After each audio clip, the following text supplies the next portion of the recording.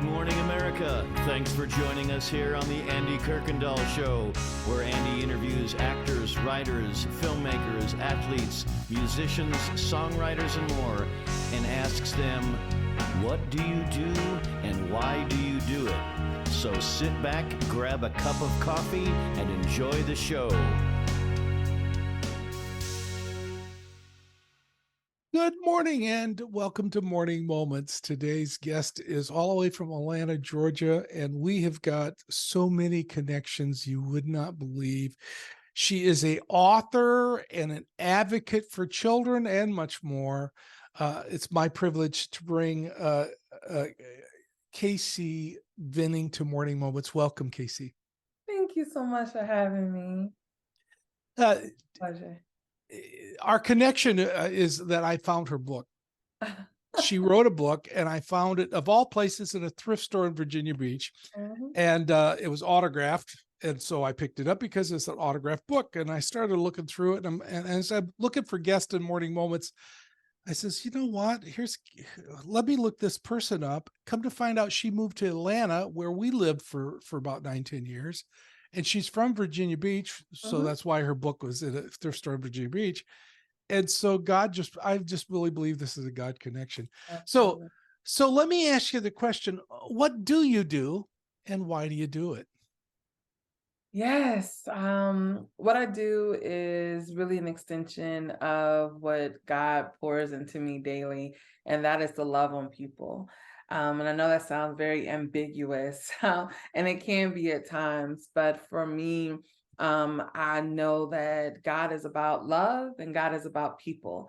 And so I try my best to do that. And I find myself doing it with a very unique group of folks, and that is mostly young people. As you know, Andy shared, I am from Virginia Beach, born and raised. My mom's family has been there for, 5, 6 generations. And that is forever going to be my home. And it was during that time where I really started my own spiritual journey with God. My family is rooted in faith, has always been. And so I grew up as a church girl, knowing that Sunday mornings were for church and for God. And then after, church, we'd go to my grandmother's house and have family dinner. And that is what really rooted and grounded me.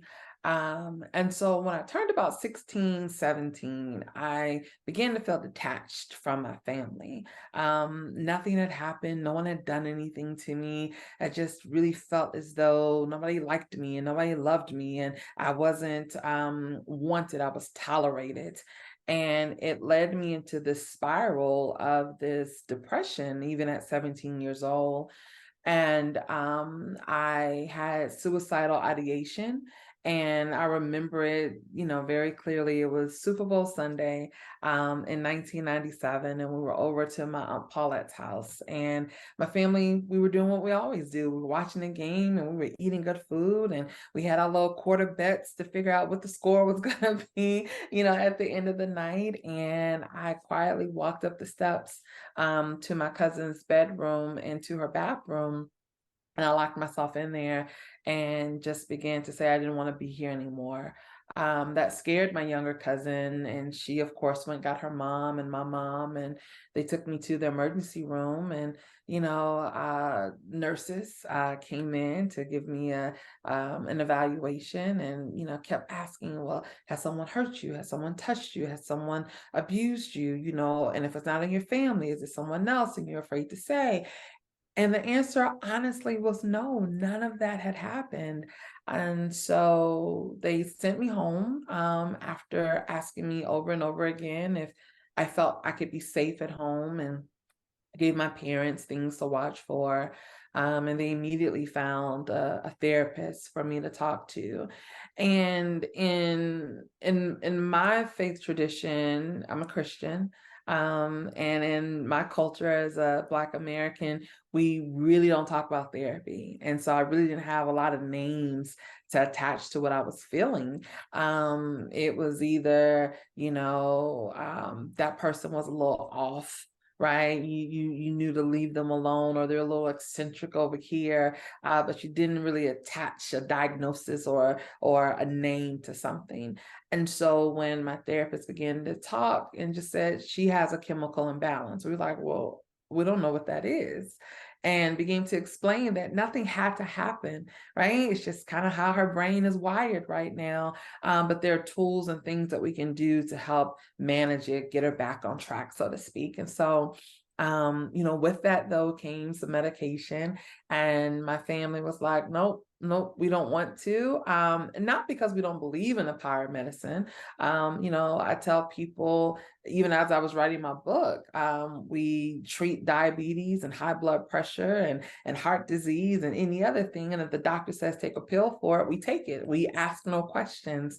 But when it comes to our mental health, we sometimes shy away from it, or we have a really, really hard stop. But that also coupled with the fact that my family has a history of addiction. And so what my parents were fearful of was that if we start giving her this, is she going to be dependent on it for the rest of her life? Is it going to then, open her up to other things to take? And so it was like, we don't want her to do it. Just pray more. And, let's get her more involved in positive things at church and at school. And if we keep her busy, she won't have time to really focus on what's happening. And it worked for a little bit. And so by the time I graduated from high school at 17 and moved to Atlanta to attend Morris Brown College, I felt like, okay, I got this. And so I had my moments where I was like, I don't feel my best, but I'm going to keep with the plan. I'm going to keep going with, what it is that I've been taught. And that worked for about 6 or 7 years. And I had a moment where it's like, this is hard because I don't feel like myself. And I knew I did not want to resort to a traditional treatment plan, because by now I'm learning and I'm researching and I'm growing. But I knew that I needed help to figure out, what does this look like for me? And at one point I thought I was betraying God. I thought that, to not believe in the power of healing, to not believe in the power of restoration, that I could, lay hands on myself and heal myself in the name of Jesus, that because those things had not worked, that something was wrong with my faith. My faith wasn't strong enough. It wasn't rooted enough, that there was still sin somewhere in my life that was keeping God from healing me. And I went and I talked to a professional. And I was very careful about finding one that had a faith background, that was a Christian as well. And what I learned very quickly is that God gives us tools, and that includes medical professionals, that includes treatment plans, that includes, therapy and outlets. And it was at that moment where I realized that I need both of these things. I need a professional to share with me, okay, this is how your brain works, girl, right? You can't fight that. There's a physiological and a biological and a psychological component to how we're all made of. And that is going to be influenced by your environment, by your relationships, by your journey in life. But then I got to have my faith over here too. And so it made sense for me because I'm a sociologist by trade. And so what I realized is that, yeah, my brain can do what it wants to do, but then I also have to create these external environments that are going to feed me as well, and understanding my triggers. If I'm overwhelmed, that is the quickest way to get me to a dark spot. So I got to balance my time. I got to manage myself well. I have to know myself a little bit more. And knowing myself meant more prayer, more study, more meditation, more time with God, because then I knew what those little nuances were, because I would allow the Holy Spirit to lead me. Okay, you're doing too much. Pull back. I know you want to serve over here, but it's okay to say no. Yes, that person may need you, but they belong to me. And so I realized that I needed these two things. And I thought really this was just for me. It was just for me to manage my own life. And every job I've ever had professionally has always had me around young people, but always around young people who everybody else had given up on. And my call simply became give to them what folks around you just didn't know to give to you, not because they didn't love you and they didn't care. We didn't have the information. We didn't have the knowledge. We didn't have the experience. And so I went through all that I went through to ensure that young people who felt forgotten about, who felt lost and discarded, knew that they had someone that was going to wrap their arms around them. In 2016, I became licensed and ordained as a Christian minister.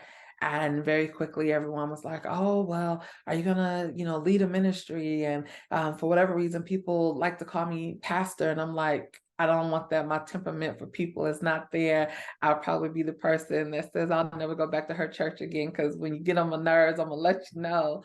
But I learned very, very quickly that my ministry is outside the four walls of the church, and my ministry is in community, and my ministry is with young people, and more specifically, my ministry is with Black males.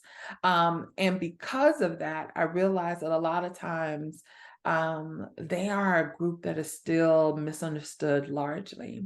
And here in Atlanta, most of the young people I work with come from environments where where poverty is a trauma indicator for them, and where that then creates an underlying condition for them. Because one of the things I've learned in my own life is that, yes, some things can be biological, and it can be how your brain is wired, but then others experience mental challenges and mental health disorders because of their environment, because life, as I say, life be life, and life is going to do what it does, and it beats them down so much that their brains have not had a chance to really develop a safe way to process the hard things in life.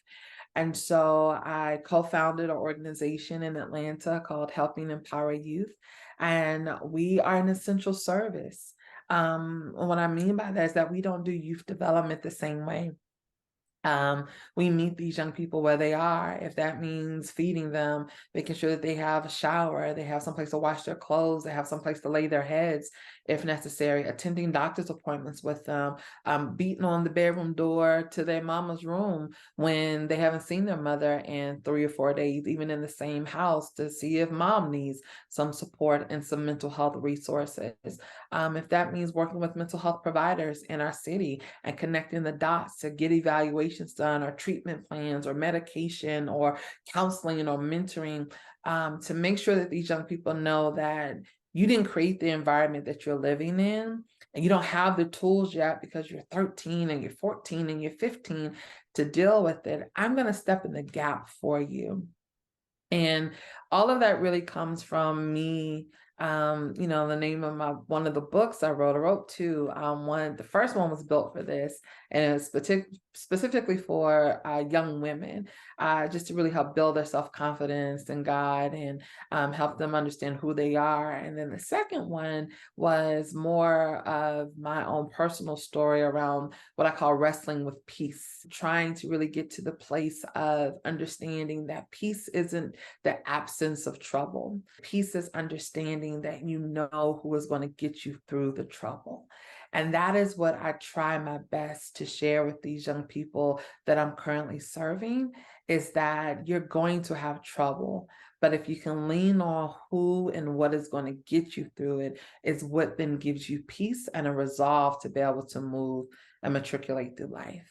I want you to take a few moments and pray for her and all that she puts her hands on, that God could continue to bless her. She's reaching people. I often say our heart needs to break for what breaks God's heart. She's reaching people that sometimes that others don't reach. And so she desperately needs your prayers, and you need the practice. So pray that God would work through her and with her in a great and mighty way. Thank you so much for joining us today on Morning Moments. Thank you. Keep coming back. Pass this interview on. It's a powerful message, and may God richly bless you today.